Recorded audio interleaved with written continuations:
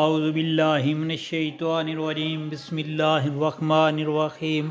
السلام علیکم پیارے بہن بھائیوں، اللہ پاک سے دعا ہے آپ کو صحت، تندرستی اور امن والی زندگی عطا فرمائے، آمین یا رب العالمین، اور آپ کے رزق میں برکت اور کشادگی عطا فرمائے، آمین یا رب العالمین، اور ظالموں کو ظلم سے بچائے، آمین یا رب العالمین۔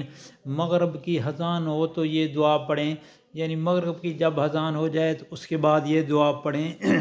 گناہوں کی بخشش اور مغفرت کے لیے یہ بہت ہی پیاری دعا ہے دوستو۔ بسم اللہ الرحمن الرحیم۔